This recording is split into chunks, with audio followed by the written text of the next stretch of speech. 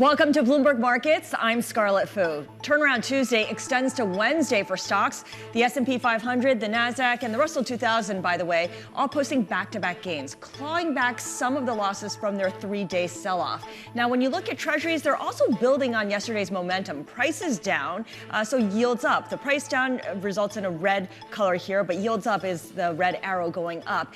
The 10-year, notably, is just below that 4% mark. Dollar, yen, and currencies, this is where the real action is. The yen is the biggest decliner among G10 currencies, in fact, major currencies, after the Bank of Japan's dovish signal. We'll get into all of that a little bit later on in the show. But first, we want to drill down into some midday movers. And Abigail, stocks are up, but they're just near session lows. What can you tell us? Well, here are some of the reasons. Other stocks that are down that we could be near session lows, even though stocks are overall up. We are, of course, having lots of earnings come in. Take a look at the shares of CVS. Down about 1%. This after they slashed their outlook again. They have launched $2 billion in cost cutting, but they've been having such a rough time over the last year or even longer. Shares responding poorly. Disney down 1.9%. This as parks grew just 2%. A slowdown in parks, pointing to some fatigue on the part of consumers, frankly, offsetting some of the gains for streaming. Novo Nordisk down 7.9%. Squeezed their revenue squeezed by PBM, or the pharmaceutical benefit managers around Wegovy, that hit drug pricing. Investors clearly not liking that with that stock down so much. And then Airbnb down 13%. Its worst day ever. They missed sales. They missed bookings in the quarter that was, and the outlook is weak. So this is a snapshot of some of the stocks that aren't working. Let's take a look at what is working, helping out some of the indexes. And actually, this is one reason why we are off the lows. We'll get to it in a moment. That's NVIDIA. But first, Lumen Technologies up 30%. They put up a great quarter. Their free cash flow outlook also very good. There's a 14% short interest, so I suspect that's some of the move. Fortinet, its best day since 2009. The cybersecurity company put up a great quarter. The outlook, so a bit of a relief for the beleaguered cybersecurity space. NVIDIA had been higher. This, of course, is one of the biggest point boosts or drags, given what direction the move is, to the S&P 500, the Nasdaq. Given the fact that it is lower, that's one reason that we're off of the high, something to keep an eye on. And Apple, Scarlett, this is interesting because this one has had a tough time coming out of the pit that it had been in, up 2.4% today. That chart technically looks pretty weak. All of this tech bounce right now, not strong enough to think it's going to have real legs, but the markets overall are higher. Yeah, I'm looking at Apple, the first gain this week after that two-day sell-off. All right, Abigail, thank you so much with that fantastic summary of all the big equity movers. We spoke with economist Nouriel Roubini, known as Dr. Doom, earlier today, and he believes that investors are getting too pessimistic. The markets are often wrong about what's going on with the economy and what the Fed is going to be doing. There is some significant evidence of some slowdown of the economy, but I don't think the data suggests that we're going to have a hard landing anytime soon. If anything, actually, there's some elements of strength in the economy. Nouriel Roubini there earlier on Bloomberg Television. So let's bring in now Quincy Krosby. She's the LPL Financial Chief Global Strategist with a little bit more. And Quincy, I want to start on this idea that we do have a recovery, a rebound for a second day. But I'm wondering from you, as investors catch their breath from that brutal three-day sell-off, does this rebound look more fragile or more durable to you? It's looking a little bit more durable. However, we know that when you have a sell-off of the magnitude that we had, the kind of get out now and ask questions later, and with the VIX climbing that much higher, although it's coming down today, it's edging lower, that there are those who lost money, and typically they'll wait for a pocket in the market, usually toward the end of the day if the market has been climbing higher, just like yesterday, in order to get out. So you always pay attention to that because you always have those traders, whether they're retail, whether it's institutional, that they want to get out, and they want to get out at a higher price. So we're going to be cognizant of that. But also, you still have the other questions that got this sell-off going. And that has to do not with the carry trade, but with whether or not the labor market is deteriorating at a faster clip. Remember, that's what started this last week. Yeah. And whether or not the economy was slowing. So we still have to absorb the data, for example, tomorrow morning on initial unemployment claims and continuing claims. And then we get to next week where there is a host of important data, including the CPI and PPI. But the point is, these kinds of sell-offs don't usually recover that quickly unless the Fed is involved, unless the Fed comes in and does something. So the market is doing it more organically. We've got the easing of that global unwinding of the carry trade. That has certainly helped. Sure. And now we just got to watch whether or not this market wants to see and test if yesterday was a bottom. Yeah. Normally it isn't. So normally you have to test. Okay, there's so many different threads to pick up on there, but let me go to what you said about the Fed. The Fed is going to, it's pretty clear we're not getting an emergency rate cut at this point, but there's still a lot of pricing in of a 50 basis point cut come September. And of course, that will be data dependent. So the jobless claims report tomorrow that's coming out, that's the biggest data point for this week. Are a lot of people waiting on it? What is your sense that that's going to be a big catalyst for this week? It's going to be, because what you don't want to see, obviously, is that it inches even higher. You don't want to see that the continuing claims inching higher, because it suggests that folks are having difficulty getting jobs. If it is level, it stays where it was last week or it comes down, that would be a positive for a market that has been worried about the economy and that perhaps the economy was sliding too much. You know, we'll also watch the bond market, the treasuries, because the treasury yields were coming down just too fast. Mm-hmm. They came down telling us there is a scare, an economic scare. Mm-hmm. And, you know, you have a market that loves to have lower treasury yields, not when it is worried about an economic scare. Right. So we will take that tomorrow. We will see. But overall, the Fed usually doesn't come in unless liquidity dries up. That's the primal fear for the Fed, that liquidity dries up and somehow they've got to get markets going again. That's not happening. But Quincy, you haven't seen anything in the last few days that suggests that liquidity is drying up, have you? No, the only thing that we've looked at, because you have to respect what the credit markets are saying, we've seen spreads widen at the lower end, less quality ranking of the credit market. But no, and normally when you get a VIX that high, you would think that we were all talking about credit default swaps, the North American credit default swap index, because that tells you the real fear in the market about what could happen. Mm-hmm. We didn't hear that. So this is a little bit of an easing. But what we know is sometimes in August, everyone knows this, the volatility, the pockets of volatility can continue. And right now we'll be looking, end of today, are we seeing more selling in this market from those who need to capture some gains that they lost yesterday? Yeah, you're describing forced selling, that kind of disorderly price action that can overwhelm the market. What asset class do you look to, Quincy, to kind of lead the way as the best leading indicator for you? You mentioned bonds. Is it bonds? Is it currencies? Is it credit? Well, the currency market is beautiful in terms of sniffing out what's going on, whether the dollar moves higher, whether the dollar moves lower. I mean, it's always there before everything else. But what we'll be looking at, we want to see the banks. The banks had been leading before all of this happened.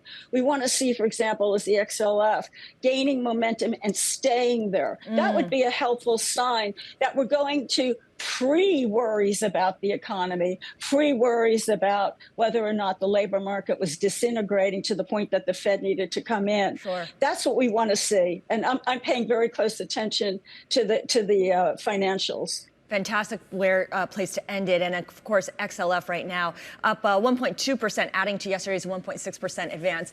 LPL Financial Chief Global Strategist Quincy Krosby. And of course, she mentioned currencies. Coming up, we're looking at the Japanese yen weaker against all 16 major currencies. The Bank of Japan signaling it will hold on interest rates. And that, of course, is helping this relief rally across risk assets. This is Bloomberg.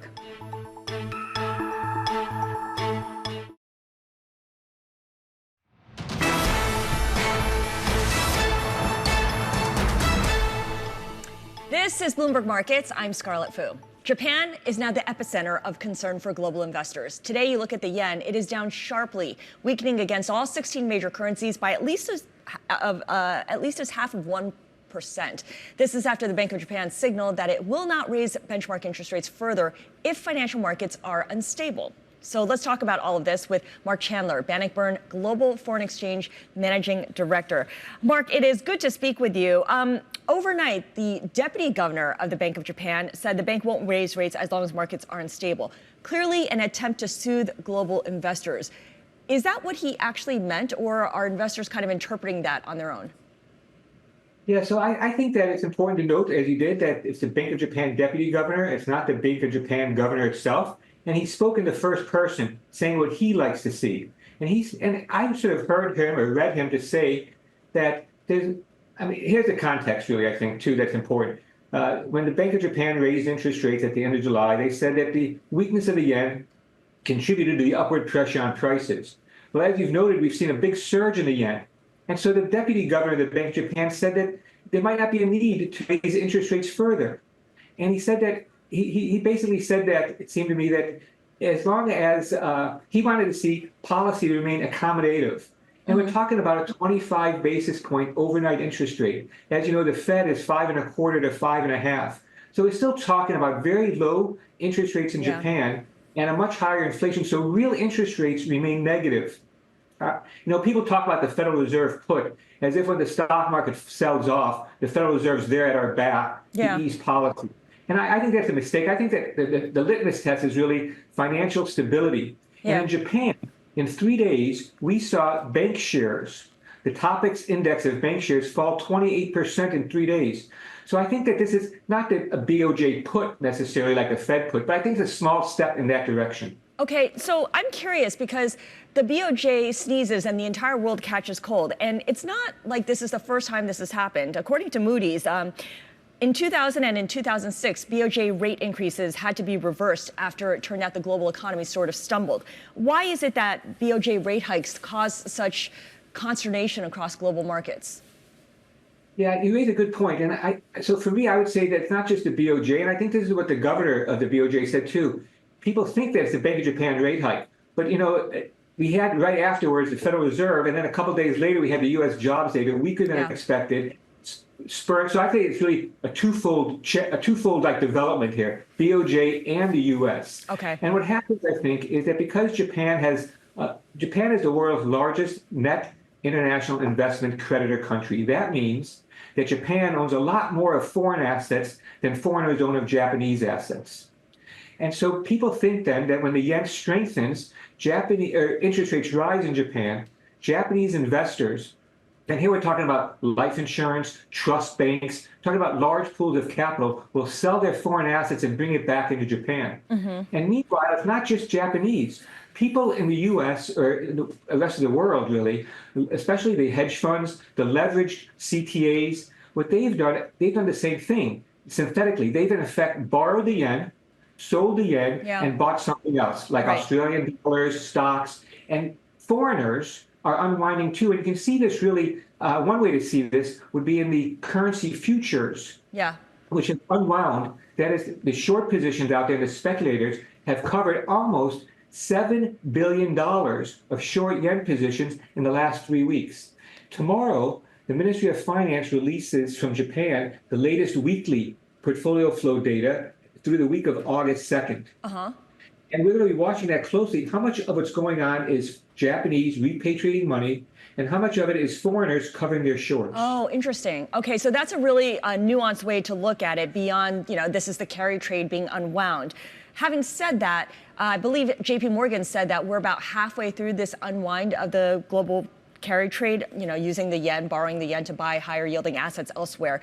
What specific yen carry trades have the potential to trigger instability across the markets the most? I mean, if you could generalize, or is that not possible here? Well, I think it's hard to really know the full size of it, partly because there's a lot of hedging going on as well. But broadly speaking, I'd say, we think about two parts of the equation, really. The funding currencies, which the yen is the dominant one, but you've also seen the Swiss franc and the Chinese RMB. There's a lot of discussion about how China manages its currency.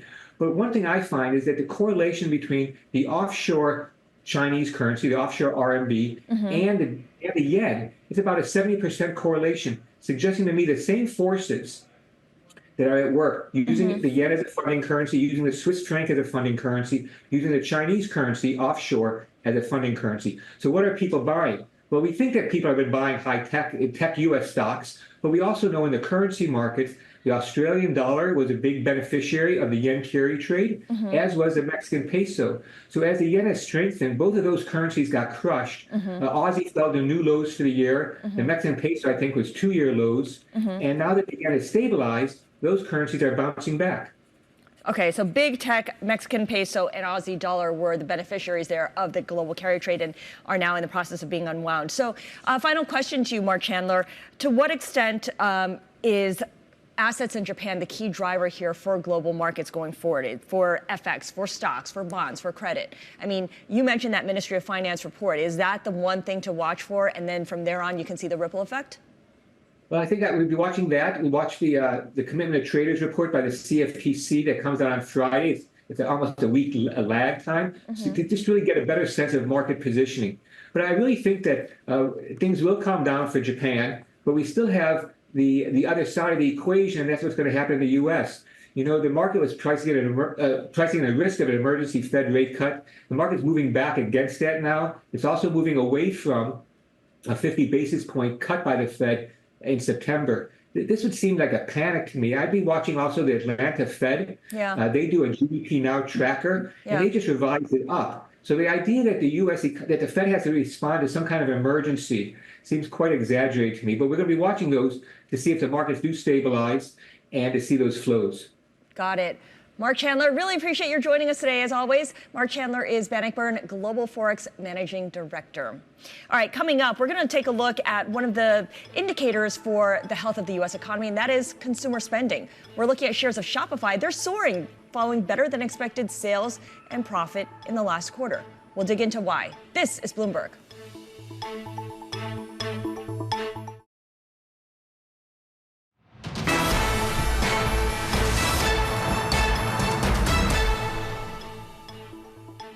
This is Bloomberg Markets. I'm Scarlett Fu. Now, outside of the big tech stocks, this earnings season really boils down to one thing. How well is consumer spending holding up?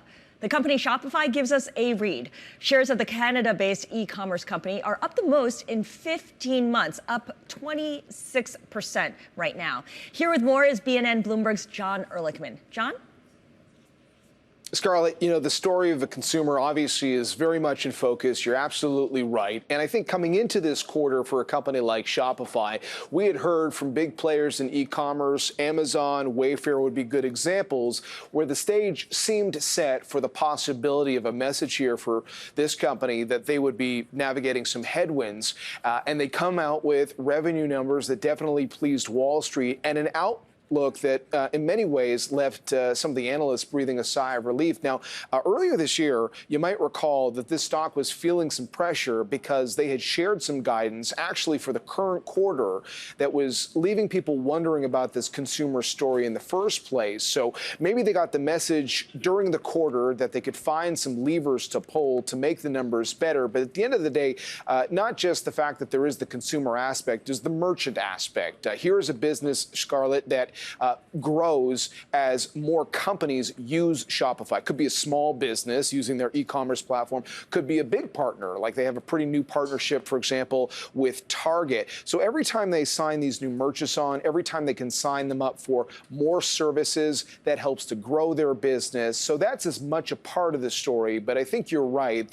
The health of the consumer, at least viewed through the e-commerce business here with Shopify's growth, would be a bit of a, as I said, a breath of fresh air to the analysts who were really concerned about the outlook. Yeah. I mean, they're exposed to consumer spending, but really their customers are other companies. So one thing, and you mentioned, you know, kind of the reduced outlook that Shopify had given people reason to worry about. Competition is a source of concern here, right? And I'm thinking particularly about Temu and Shein as competitors for the shrinking dollars that consumers are willing to deploy. Yeah, and so I guess if you're Shopify and you're looking to get more merchants that might be competing with other e-commerce players out there for dollars, certainly Shopify talked about investing more in marketing spend. And actually, I think the big thing we've learned from all the technology companies during earnings season is the message around what they are spending and the return on that investment. A lot of times it's through the AI lens, but the return on investment you're getting from that is important. So another key part of the Shopify story is they've actually cut a lot of costs over the last year. They've actually cut a lot of jobs. Instead, they're focusing on growing through certain investment in technology, which Wall Street seems to like if that limits the number of employment growth, if technology can do more of the business, but also if they are spending more on marketing to grow the business as well. And I think the bigger thing with this company is not that long ago, they were going to make a bigger push, speaking of competition, into more head-to-head competition with Amazon in logistics. They backed away from that plan, which was looking pretty costly over time. And so, if you think about the way that a lot of these big technology companies have different levers they can pull, it felt like Shopify was ready to pull a few levers this quarter. Yeah, and of course, Shopify is interesting because it gives us a window into consumer spending, not just in the US, but globally, right? It's got exposure to Europe. It's got exposure to Asia as well. Well, that's actually an important point. So when you're maybe feeling a little tapped out on the growth story in the more traditional markets, where can you look? We spoke to analyst Angelo Zeno today about what he liked with the Shopify business. And one of the things he pointed to was overseas growth. Europe was a great example of that. If they can sign up more of those merchants in newer markets, maybe that gives them a better growth story over the longer term. All right, great stuff. John Ehrlichman, really appreciate it. BNN Bloomberg's John Ehrlichman for the details on Shopify, which is based in Ottawa. Coming up, why former U.S. Treasury Secretary Steve Mnuchin says it's time to end the 20-year Treasury note, which, by the way, he created during his time in office. We are looking at Treasuries down across the curve, pushing those yields up. The 10-year yield up about 4 basis points, but still below that 4% level at 3.93%. This is Bloomberg.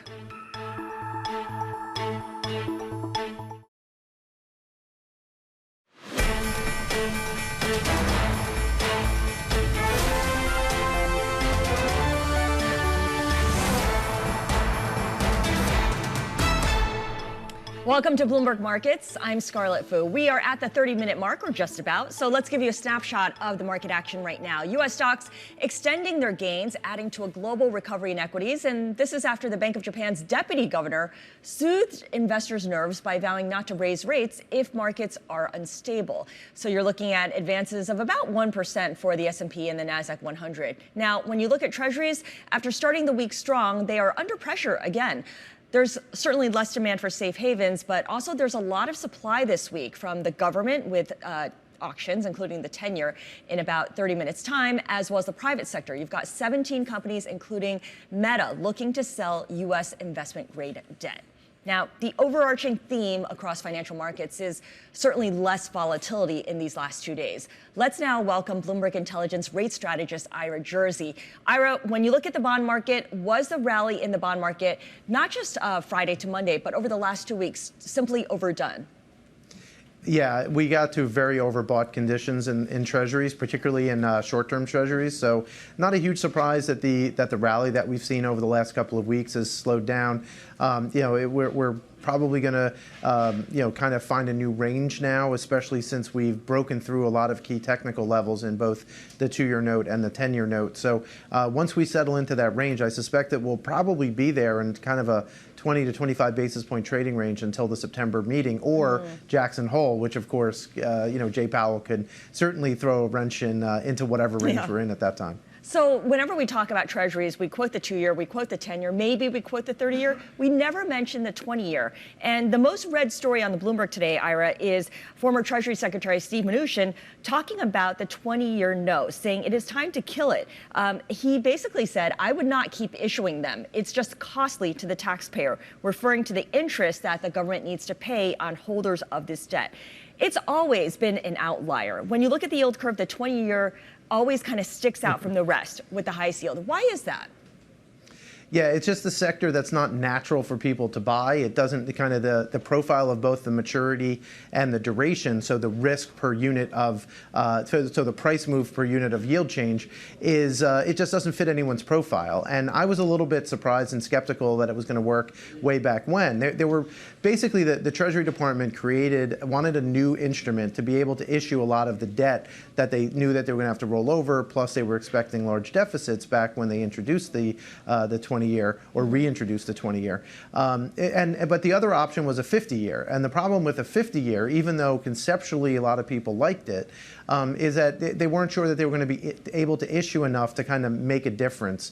At the end of the day, 20s have traded cheap forever, like you said, Scarlett. But there's some estimates out there of how much interest it actually costs the taxpayer. Not as much as some of those really bad estimates, quite frankly, because instead of issuing 20s, they would have issued more 10-year and 30-year debt, and yields there would have gone up incrementally too. But nonetheless, it definitely has cost the taxpayer some money and is kind of a failed part of the Treasury curve right now. So not that the Biden administration is looking to get rid of it, but if it does, or if any future administration does get rid of this 20-year note, would that cause unintended consequences in the bond market? Would it create disruptions that we don't fully appreciate? Well, I don't think it would create disruptions because I don't think you could do it cold turkey, but you'd have to, shrink the sizes a little bit until, or even get rid of some of the reopenings. Because remember, they issue a new bond. They're issuing a new bond next week, a new 20-year, and then they're reopening it in September and October. So you could start by getting rid of the reopenings, still having enough liquidity to have it be somewhat of a benchmark instrument, and then you'd have to wind up issuing more, 7-year notes, 10-year notes, 30-year notes to replace that. The issuance that they've been doing in the 20-year. So the challenge is like how do you shift that issuance from one to another? You're not going to be able to go cold turkey because you'll have to increase everything else probably a little bit too quickly. Got it. But so it is possible. All right, good stuff. Thank you so much for explaining all of that. Bloomberg Intelligence rate strategist Ira Jersey with the latest on the 20-year note, which for now is still sticking around. Coming up, we're going to go back to company news and dig into Disney as the Mouse House offers a mixed picture in its quarterly earnings report. It is our stock of the hour. This is Bloomberg.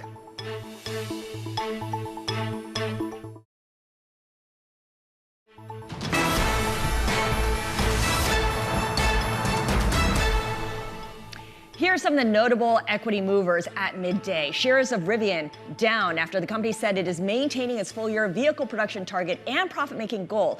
Rivian also announced it plans to close a factory in late 2025 in order to prepare for a new vehicle launch. Over the one day, it's down 3.5%, but over 2 days, about a 2% decline. Meanwhile, Airbnb tumbling after the company issued a forecast for sales and nights booked that missed analyst estimates and also warned of slowing demand from U.S. travelers. This forecast positions Airbnb for its slowest pace of growth since 2020, the height of the pandemic. And that brings us to the stock of the hour. Disney. It's down following mixed third quarter results. The U.S. theme parks business missed Wall Street estimates for sales and profits, which offsets the company's first ever profit in streaming. Disney now looking for a mid-single-digit profit decline in the fourth quarter. Here's Disney CFO Hugh Johnston this morning on Bloomberg. The lower income consumers are a little bit stressed and shaving a little bit off of their time at the park. And then higher income consumers are tending to travel overseas a little bit more right now. So we really just see this as a few quarters of slight perturbation in the numbers. Frankly, I think we're going to be right back as we get into the middle of next year. Joining us for more on Disney is Chris Palmieri. He's Bloomberg News team leader for media and entertainment. So let's start with parks because that's what Hugh Johnston was talking about, Chris. And parks has become a much bigger part of Disney than it had been before. How much of this is by design? Meaning, does this shift say more about the parks' growth or does it say more about the other businesses' weaknesses?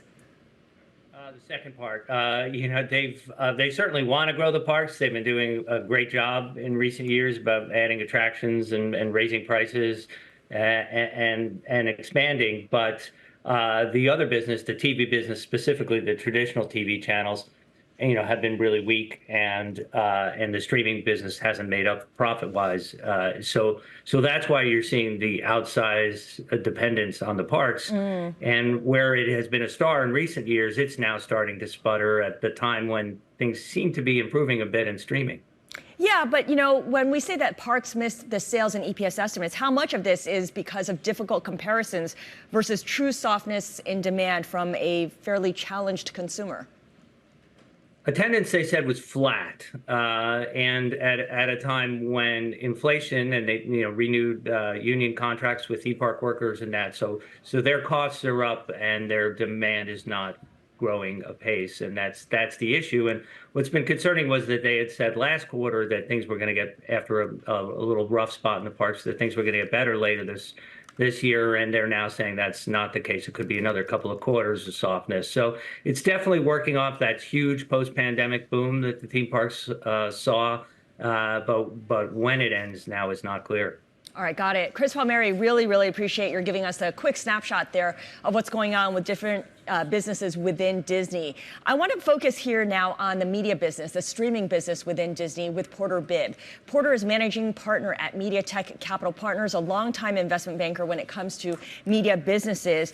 And Porter, of course, before Disney reported earnings, we did hear that it had announced double-digit pricing hikes for its different streaming channels as well as its bundles. And of course, it's not alone because it did this last year. And we also heard from Netflix, from Peacock, which is owned by Comcast, and from Max, which is owned by Warner Brothers Discovery.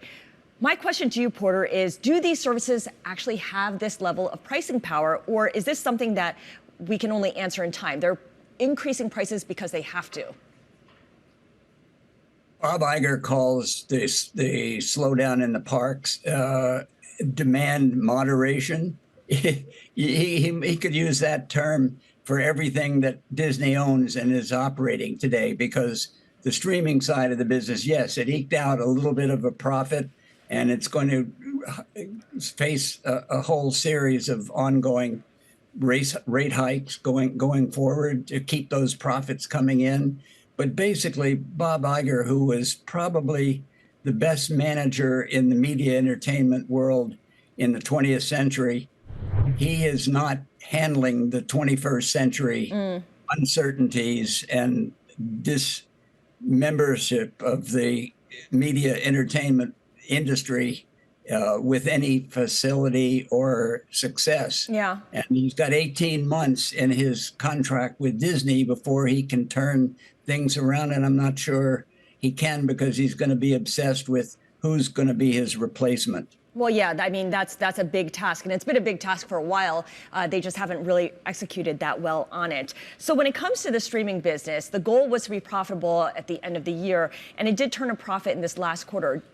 Does its profitability rely on continued price hikes, like the kinds that we saw announced yesterday? I don't think that price hikes, all of us who lived during the 20th century in the world of cable, which is now called live TV, watched the price hikes occur every other month. If you wanted to watch HBO, you had to pay extra over your cable monthly fee and so on and so forth.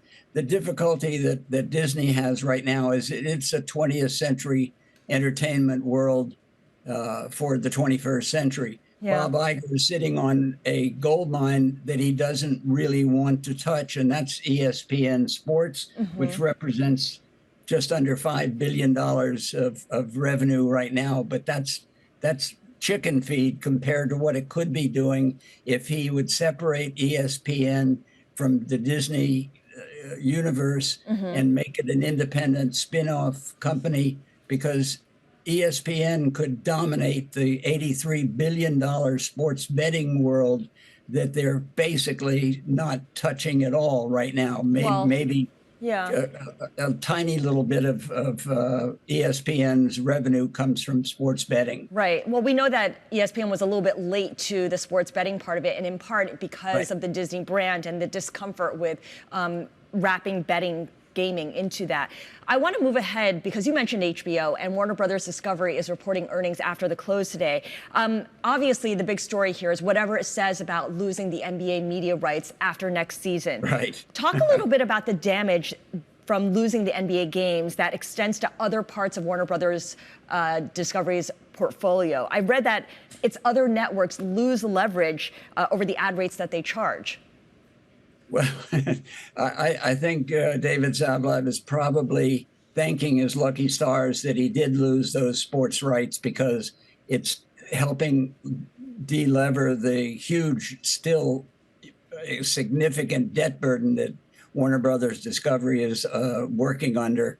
And they are now part of this new bizarre company called Venu, which is ESPN, Warner Brothers Discovery, and Fox, where they're combining their resources to buy sports rights and sharing them and broadcasting them. I can't figure out how that is going to work, and I'm not sure the public is going to pay the $40 or $45 a month fee that they're asking.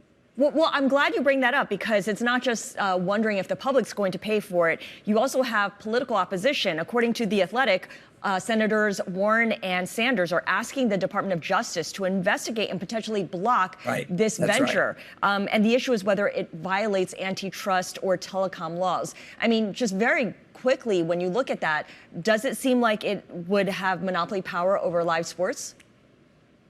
I don't think Venu is going to work. Lachlan Murdoch is very happy with it. He said $40 is the price point that he chose, and he's happy that his partners are going with that.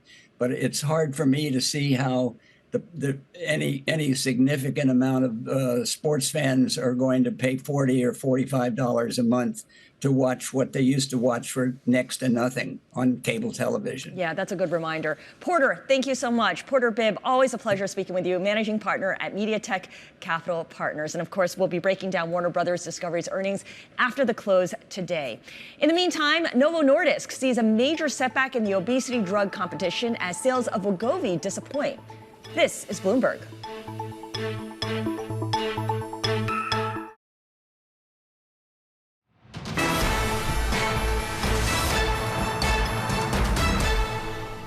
This is Bloomberg Markets. I'm Scarlett Fu. We end the hour with a look at the healthcare space. Novo Nordisk reported sales of its blockbuster weight loss treatment Wegovy that disappointed investors. Its CEO telling Bloomberg shareholders should look at updated guidance rather than the stock move. The second quarter is a quarter where Wegovy came in a bit short of consensus, and that's linked partly to some adjustments in how we accrue for rebates. So we really urge investors to not just look at the quarter in isolation, but look at our confidence in the rest of the year and the upgrade we are bringing, because that's really a sign that we'll continue the trajectory we saw in first quarter in terms of achieving many more scripts in the U.S. market. We doubled the number of scripts in the U.S. market during the first 6 months. So we're confident in the outlook, but there are a few issues in the quarter to sort out. So do you think actually what you've been hit by were one-off factors? And can you reassure the markets on that, or is it a bit too soon to say? No, I think if you look at the development in the U.S. market, we started the year with a script count of around 100,000. We ended the first half year with doubling that, 200,000. And what we guide for is a continued, increase in that. So when you look at an individual quarter, you will have quarters where you have positive rebate adjustments, and you will have quarters where you have negative rebate adjustments. And this quarter was one where we had a negative impact on Wegovy, and that explains, I think, a good part of the shortage compared to consensus.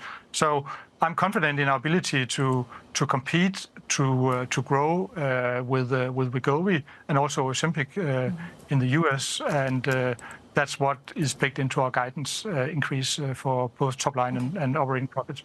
So the price of Ozempic and Wegovy has really, taken on a political issue in the U.S., and I think you're testifying before the Senate committee next month. So how do you anticipate the outcome of the U.S. election actually changing, your life in the U.S.?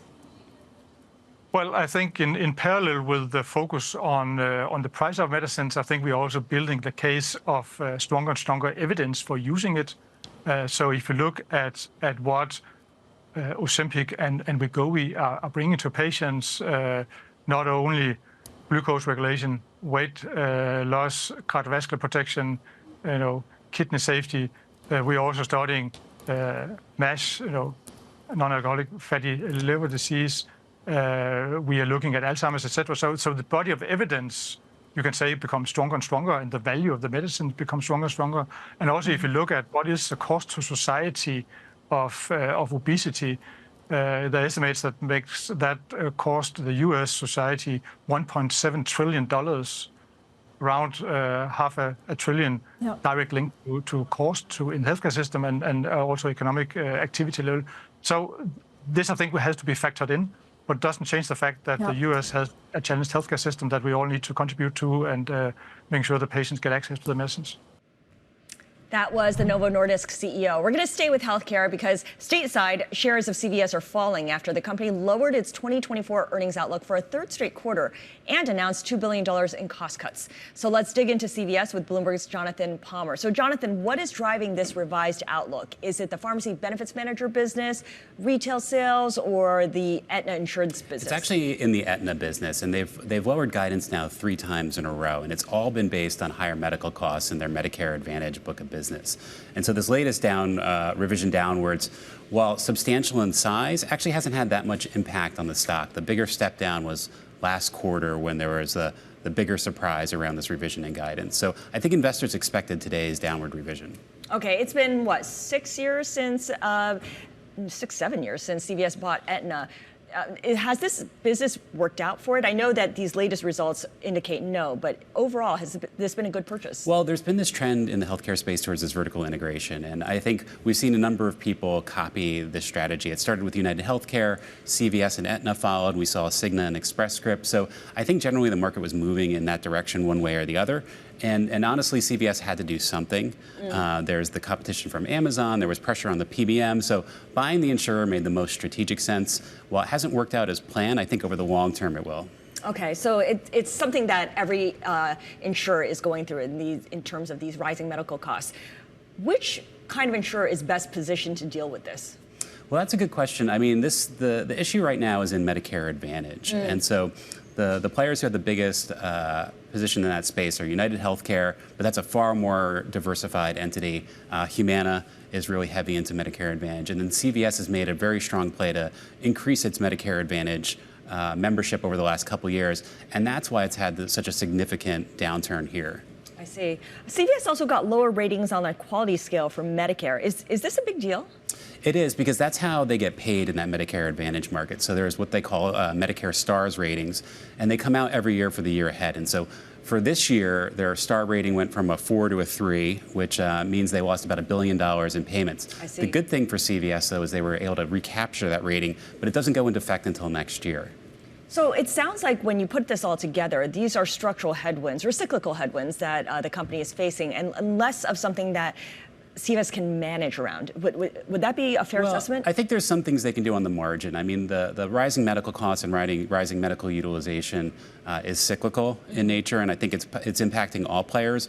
How CVS prices their book of business and manages the business is fully within their control, and they have some levers there that they can pull, like this savings plan that they just announced for $2 billion, to kind of compensate for some of those headwinds. Is the CEO, Karen Lynch, is she in trouble? Is her job in trouble?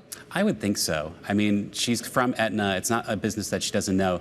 They replaced the head of the benefits unit today, and the CEO and CFO are taking over day-to-day management of that unit.